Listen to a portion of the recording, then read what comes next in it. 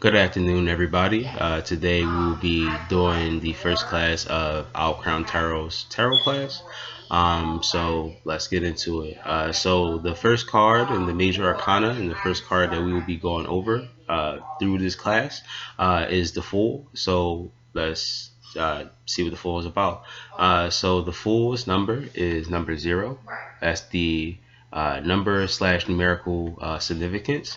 The number 0 represents the Alpha and Omega, as there is no beginning and end. 0 is infinite, containing all other numbers within it. It is the God force or universal energy.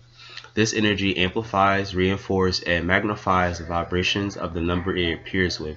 0 represents nothingness and denotes freedom from physical limitations.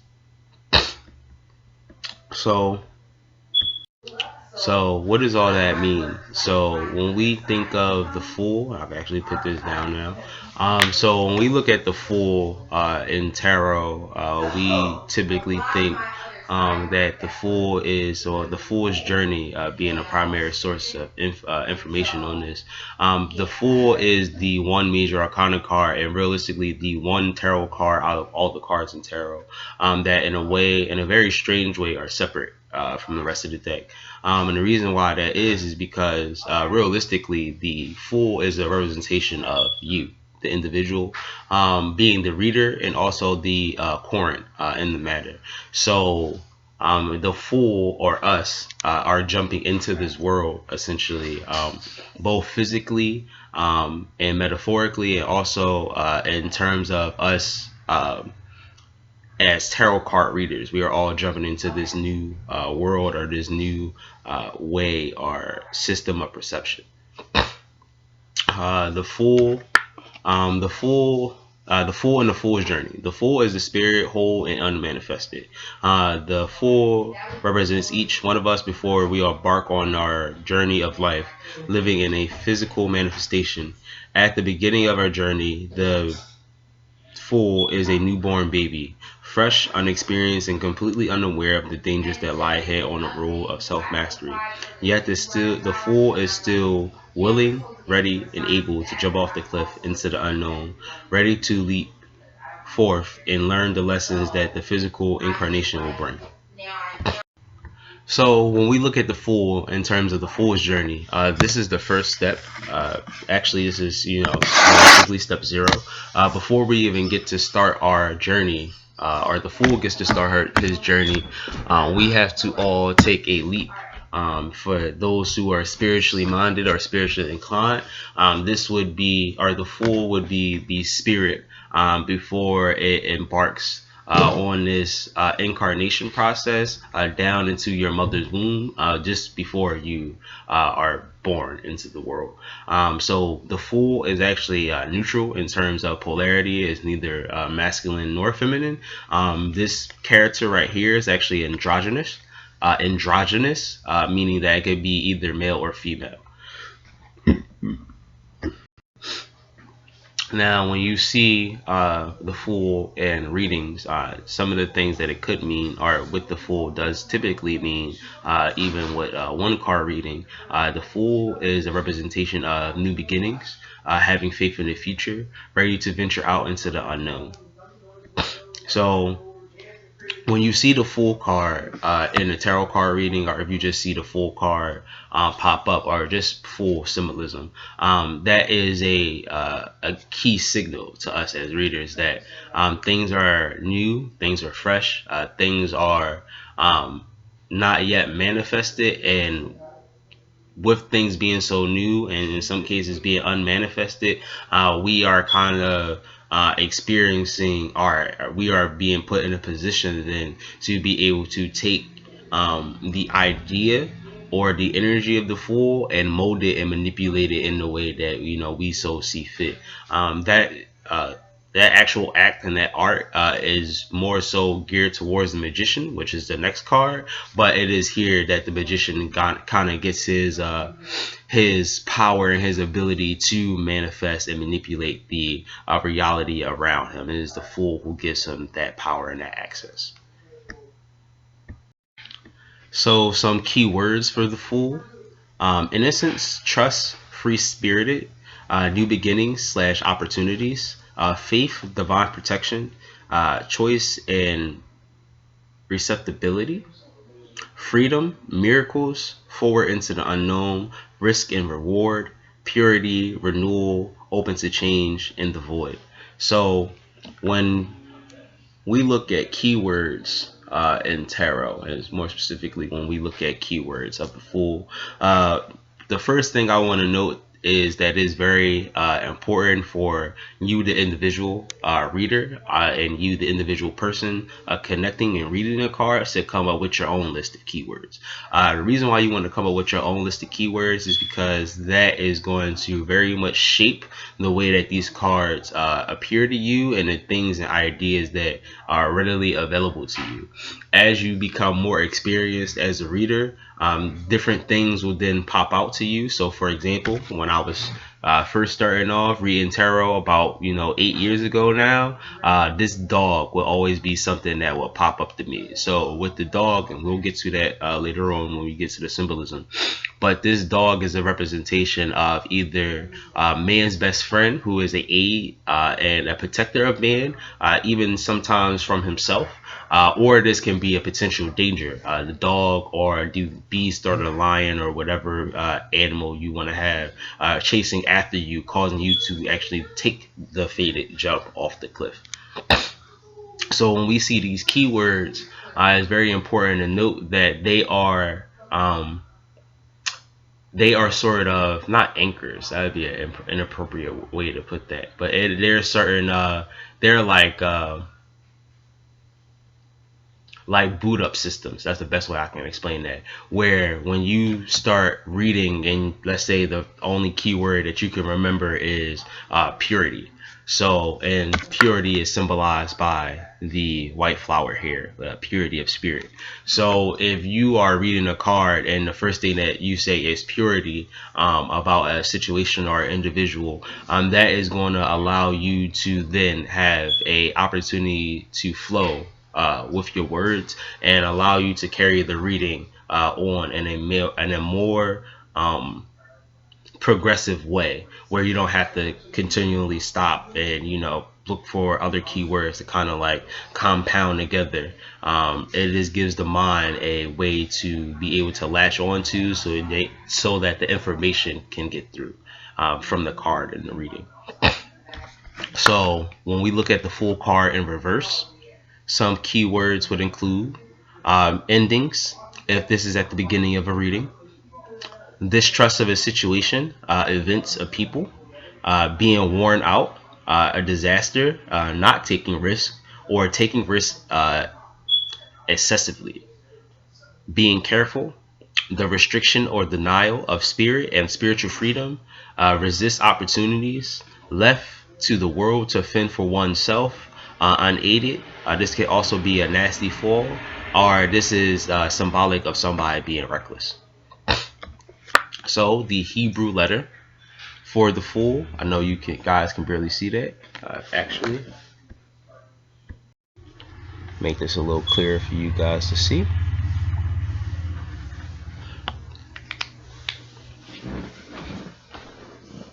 So the Hebrew letter of the Fool is Aleph. The Aleph in Hebrew means ox.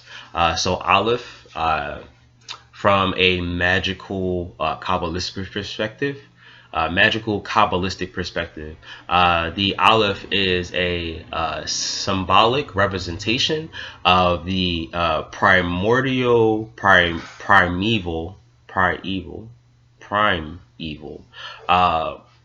method of movement, or divine or impulse. So this is the spark of life, essentially, where we are tasked, or we get impulses rather, where we want to go out and create. So the Fool is a representation of the creative impulses that we all have, whether it be intellectual, meaning an actual idea, if it's spiritual, where we get spiritual information quote unquote in the modern era downloads. This can be emotional, which usually manifests itself as sexual impulses, or this can be physical. So you going out to, just plant something randomly. So all of these impulses, or any impulses that are in the category of creation, or you wanting to create something, would fall under the jurisdiction of the Fool. When it comes to path walking, so path walking, really quickly, is a system where the 22 major arcana and the tree of life kind of come together. So in the system of path walking, there is 22 paths that connect the 10 Sephiroth on the Tree of Life, and each one of the major arcana represents one path. It is through the system of path walking that we can meditate on each individual path and each individual card in order to elicit the information and the experience of that particular path. So for example, the Fool card is the 11th path, which is the soliciting intelligence. The 11th path is the soliciting intelligence because it is the essence of that certain, which is the 11th path is the soliciting intelligence because it is the essence of that curtain, which is placed close to the order of disposition, and this special dignity given to it that it may be able to stand before the face of the cause of causes, aka God. So when you meditate on the 11th path, the 11th path on the Tree of Life connects Chokma. It does connect Chokma. And it connects Kether. If you guys can see that. Wish I had a picture. That'd be easier to show. But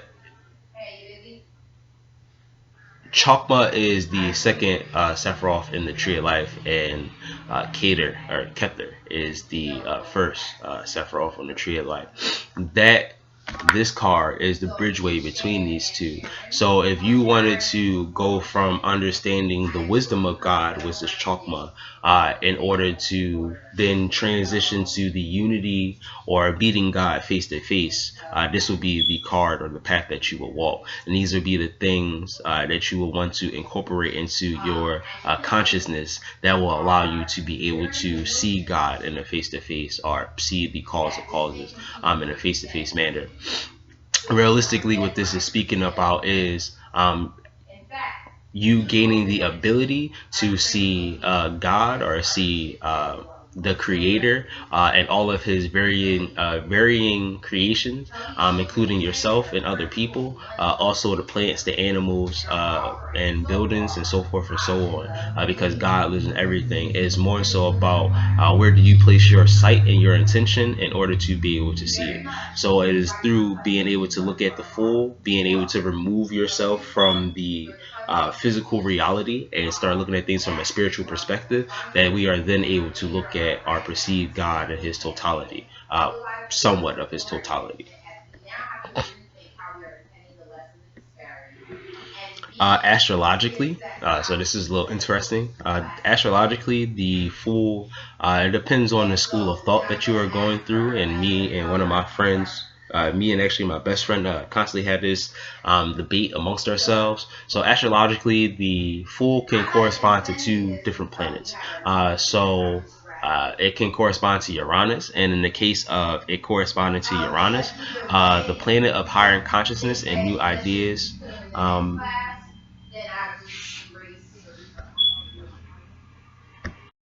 the planet of higher consciousness and new ideas, bringing abstract from the great void down into the mind of the individual as a great idea, insight, or intuition.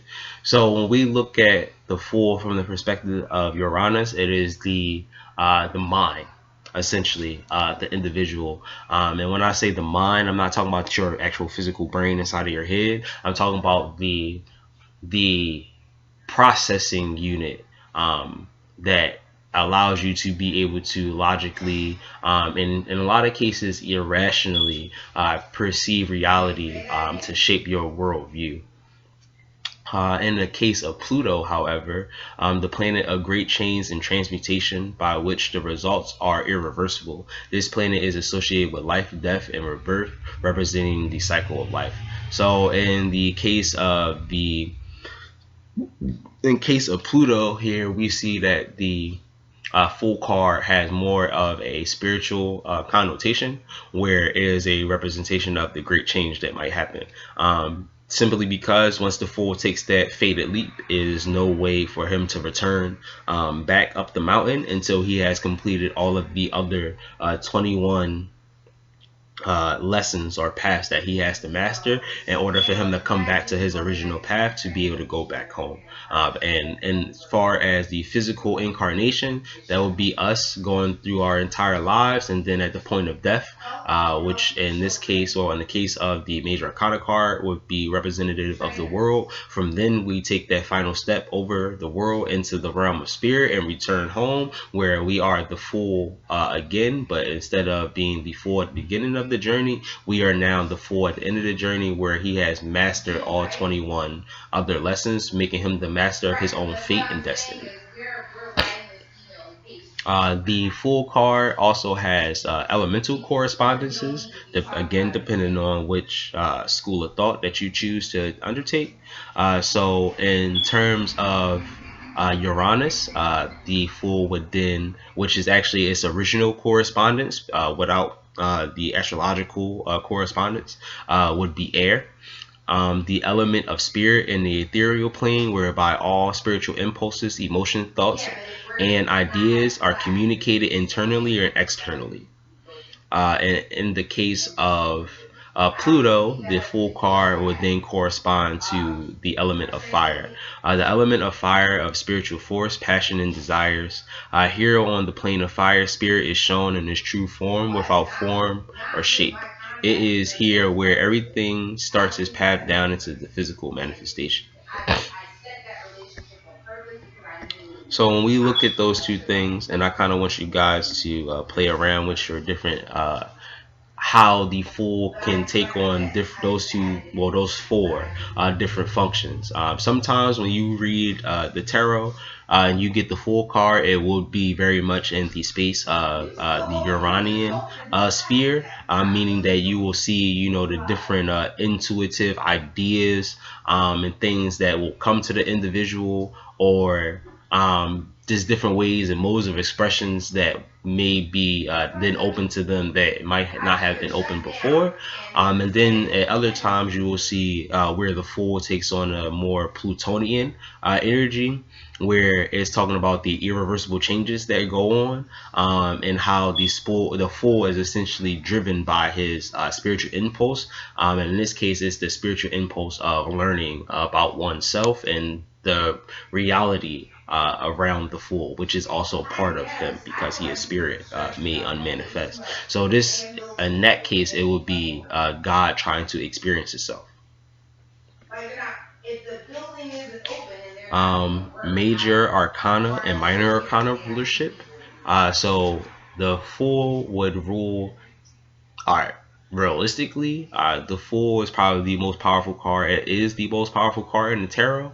The Fool would have rulership technically over the star card if you give it the planetary attribution of Uranus, or it would have rulership over the death card if you give the planetary rulership to Pluto. Realistically, the Fool card has rulership over all of the wands and swords cards. So the Fool realistically rules half of the tarot. And it more so rules all of the tarot, but just based on the planetary and alchemical connections it has, it rules over those two. But anyway, the major arcana card, the two major arcana cards that the Fool rules over is the Star, which astrologically corresponds to Aquarius. If we are using the perspective of Uranus, the Fool will rule over the Star, who looks up to the heavens to seek his answers and understandings.